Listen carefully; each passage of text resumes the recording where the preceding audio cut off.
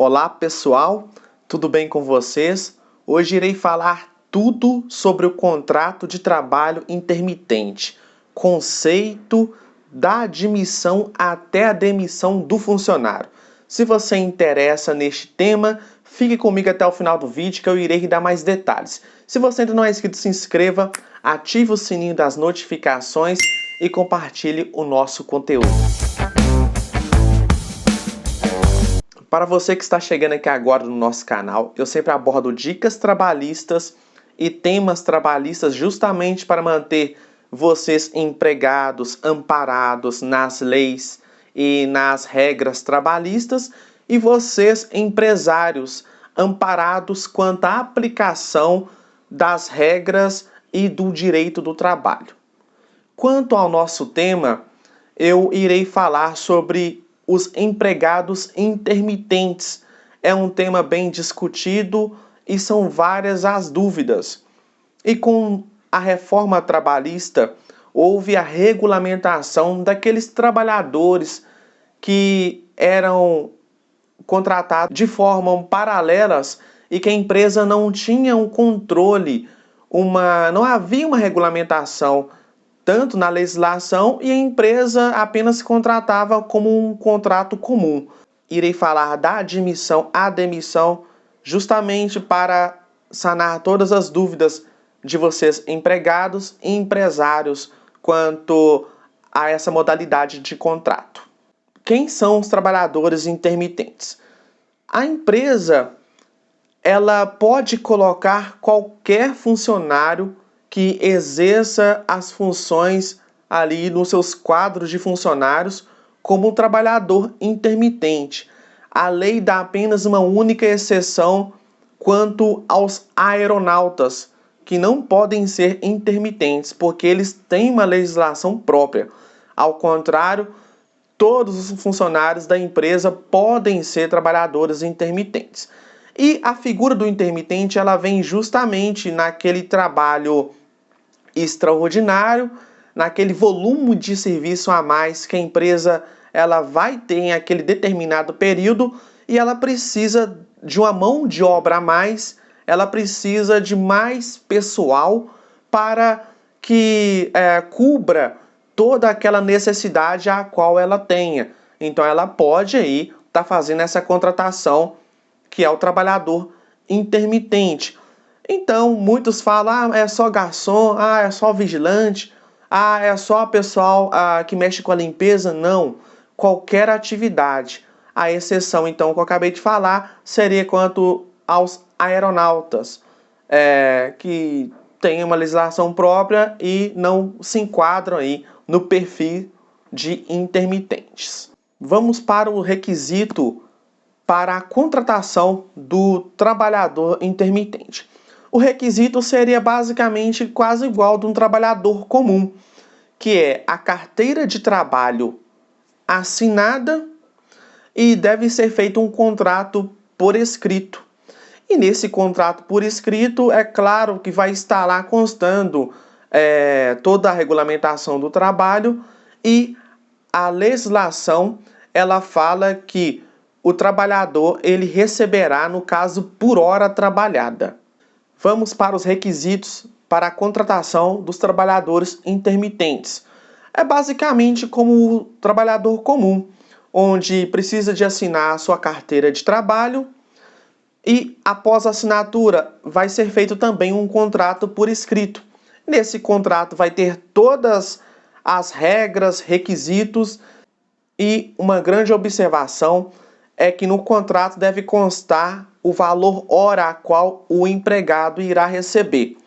Deve ser respeitado o salário base daquela categoria, ou deve ser respeitado se naquela empresa tem funcionários que trabalham exercendo a mesma função a qual ele vai exercer. Suponhamos, como exemplo, se na função já tem empregados contratados que recebem R$2.000.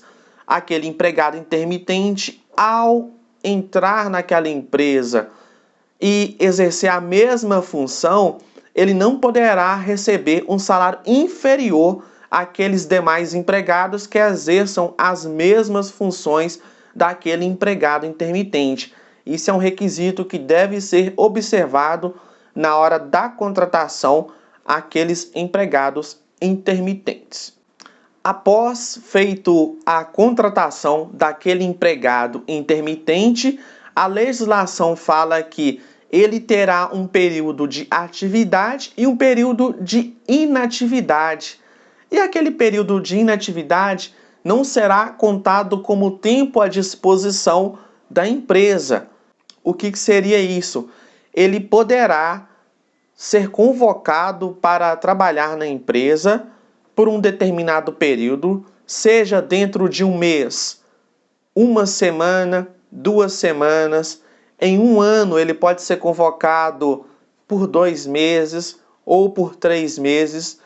Então ele terá aquele período de atividade e quando ele estiver inativo da empresa, quando ele não estiver prestando serviço, aquele tempo em que ele não estiver prestando serviço, aquele tempo não será considerado tempo à disposição da empresa e ele poderá ter outros vínculos empregatícios para suprir aquele tempo em que ele estiver sem prestar serviço para a empresa ou ocioso. Então ele poderá ter outros vínculos e se a empresa convocar ele para prestar o serviço, aí serão observados alguns requisitos que falarei para vocês aqui agora. Quanto aos requisitos para a convocação do empregado intermitente, a lei fala de forma bem clara que a empresa ela irá notificar aquele empregado intermitente com uma antecedência mínima de 3 dias da prestação de serviço. O empresário ele convocará o empregado de uma forma a qual ele poderá comprovar futuramente. Então, suponhamos que o empresário pode mandar um e-mail para aquele empregado, poderá mandar um WhatsApp ou uma ligação, desde que gravada, e até algum outro meio que eu não citei, mas que sirva de prova que o empresário teve o contato com aquele empregado para que ele possa prestar serviço naquele período a qual está sendo aí necessitado. Após a convocação, o empregado ele terá o prazo de 1 dia útil para responder àquela convocação da empresa. E na resposta ele poderá dizer que sim, vou comparecer, poderá dizer não, não poderei comparecer para prestar serviço, ou ele pode ficar em silêncio. Vamos ver cada um desses o que vai acontecer. Se ele responder que não irá prestar serviço naquele determinado período, ele não será penalizado por isso.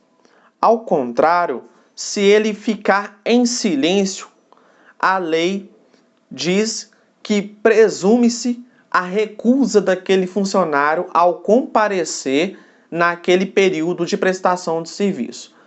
Primeiro, então, seria quanto à recusa de forma escrita, em que não vou comparecer, não serei penalizado. O segundo seria o meu silêncio, também presume-se em recusa, eu não serei penalizado. E o terceiro seria, irei comparecer. Ao falar em 1 dia útil que eu irei comparecer às dependências da empresa, a lei ela deixa claro o seguinte: se o funcionário ele aceita o convite para trabalhar na empresa naquele determinado período e ele deixar de comparecer, ele pagará uma multa para a empresa de 50% daquele período em que ele prestaria o serviço para a empresa. Suponhamos que ele trabalharia por 1 semana e em 1 semana ele ganharia R$ 1.000. O que vai acontecer? Em uma semana em que ele ganharia R$ 1.000, ele vai pagar uma multa de 50%, que seria R$ 500 para a empresa, pelo fato de ter aceitado o convite e não ter comparecido às dependências da empresa no período em que foi convocado. E essa multa ela pode ser compensada em até 30 dias. Por outro lado, o empresário também que convocar aquele empregado para prestar serviço em determinado período, se porventura, após a convocação, que eu já falei, 3 dias corridos que antecede, se o empregado aceita, comparece à empresa e ao chegar, a empresa falar, não, eu pensei muito bem aqui, não vai precisar mais do seu serviço. Da mesma forma que o empregado pagará a multa para a empresa também pagará uma multa ao funcionário naquele período em que ele prestaria serviço para a empresa. No mesmo exemplo, se ele trabalharia por uma semana ganhando R$ 1.000, a empresa vai ter que pagar para o funcionário R$ 500 daquela semana a qual ele trabalhou na empresa. E o grande detalhe é que vai ser compensado também nos 30 dias aí para o pagamento dessa multa. A lei, ela não deixa claro quais devem ser os horários daquele trabalhador intermitente. Mas, se um trabalhador comum, ele tem a jornada de trabalho de 8 horas diárias, 44 semanais, a gente deve também levar em consideração a cada convocação daquele empregado intermitente. No meu entendimento, por mais que a lei não é clara, mas como eu sou atuante na área trabalhista e para evitar qualquer demanda na justiça, o empregado também, ele deverá trabalhar aí num período de 8 horas diárias e 44 horas semanais. Se ele trabalha por 12 por 36, ele vai trabalhar por 12 horas e folgar 36 horas, e assim sucessivamente. Por que eu estou falando dessa forma? A lei não deixa claro, mas para evitarmos alguma demanda na justiça, é bom que observe esses requisitos. Da mesma forma, o intervalo para o almoço de no mínimo 1 hora, salvo se na convenção coletiva tiver alguma regra em que ele pode almoçar por apenas meia hora e que naquela empresa tem restaurantes a qual permita que ele faça apenas meia hora para continuar as suas funções do dia. Então, são esses requisitos. E se porventura precisar de fazer horas extras naquele dia, também deve ser bem regulamentado. Após as 8 horas, ele pode exceder apenas mais 2 horas para as horas extras. Isso também deve ficar claro porque é um empregado intermitente, mas, por analogia, podemos falar que a sua jornada de trabalho ela tem que observar os parâmetros do empregado comum, até porque ele tem carteira assinada.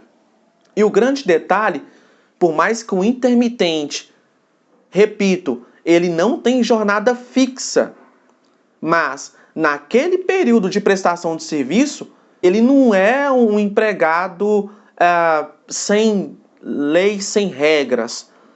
A lei é omissa, mas na omissão a gente aplica por analogia o que fala do empregado comum, até porque ele tem também carteira assinada.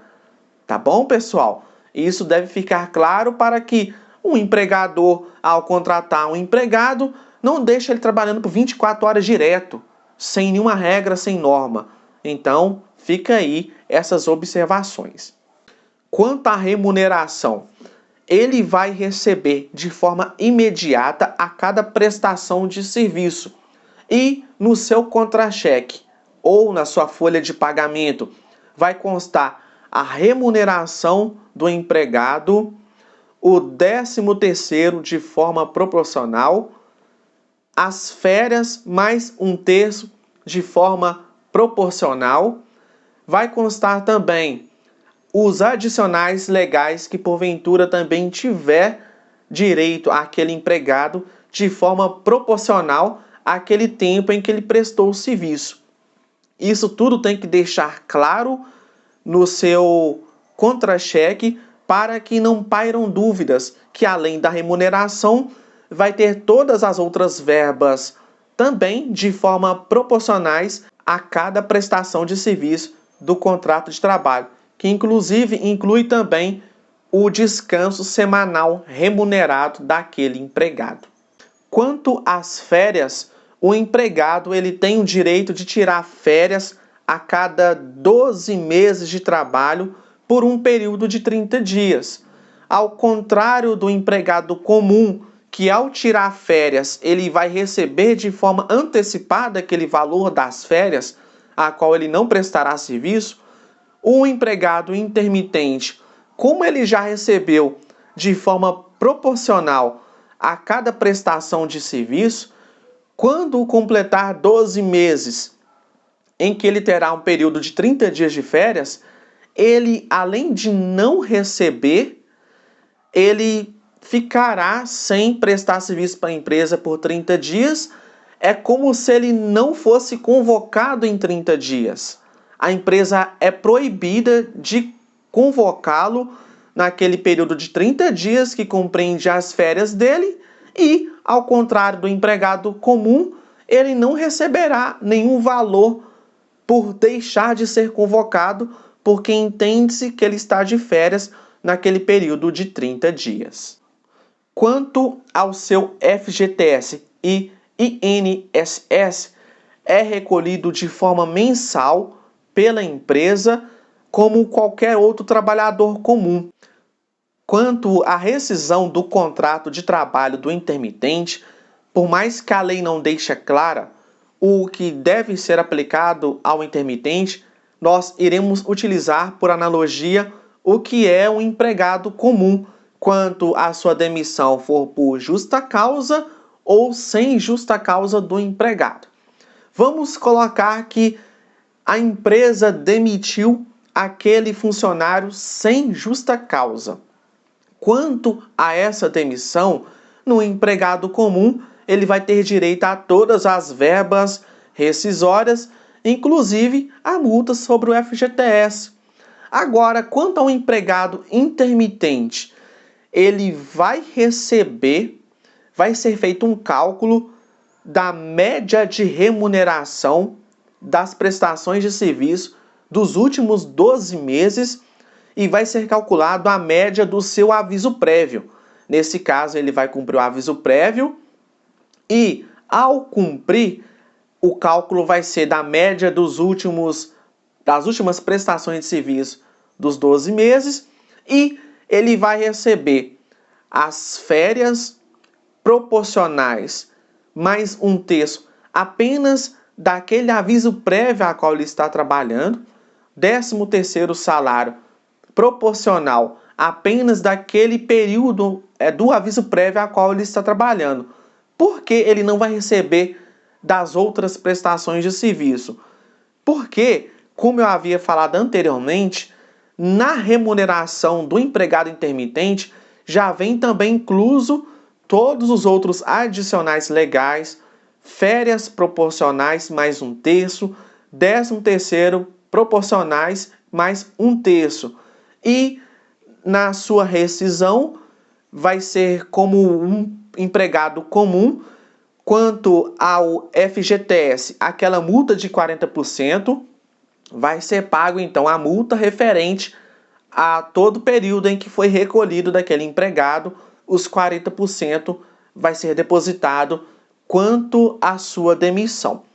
Por outro lado, se foi o empregado que pediu demissão, nesse caso, quando ele pede a demissão, o empregado comum ele vai receber apenas aqueles dias trabalhados e vai receber 13º, férias, mais um terço proporcionais àquele período em que ele teria aí o direito.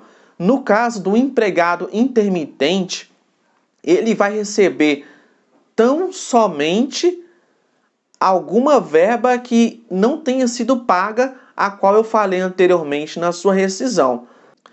E ainda, em tese, ele teria que trabalhar os 30 dias, como aviso prévio, como foi ele que pediu, para ser demitido. Aí a lei fala uma grande situação, que nesse período do aviso prévio, a empresa poderá convocar aquele empregado para prestar serviço, como não. E se não convocar, ela não será penalizada. Ou seja, o empregado ele pode não ser convocado e da não convocação ele não receberá nada por isso. Um empregado comum, o que aconteceria com ele? Se ele não prestar serviço, a empresa descontaria aqueles dias a qual ele deixou de trabalhar. Ao empregado intermitente, aconteceria a mesma coisa, mas uma sugestão que eu dou a vocês, se não tem a prestação de serviço naquele período, porque não tem uma convocação e a empresa iria descontar aquele tempo, eu sugiro não descontar, até para evitar alguma demanda na justiça por conta aí desse desconto a qual o empregado sofreu naquele período onde ele pediu a demissão e não trabalhou naquele período em que ele teria que cumprir o seu aviso prévio. Nesse caso, então, que eu acabei de citar, o empregado ele não receberá nada aí de rescisão do contrato de trabalho, porque ele já vai ter recebido de forma proporcionais em cada prestação de serviço e na sua demissão, a qual ele mesmo que pediu, ele não receberá nada por isso. Tá bom, pessoal? Ele só receberia se porventura a empresa o convocasse e ele prestasse serviço naquele período a qual a empresa convocou. Quanto ao seguro-desemprego, havia uma medida provisória 808 de 2017, a qual falava que o empregado intermitente não tem direito a seguro-desemprego. Contudo, a medida provisória, que vale por 60, prorrogada por mais 60 dias, ela foi caducada e, a partir de então, não tem uma regulamentação para os empregados intermitentes quanto ao recebimento do seu seguro-desemprego.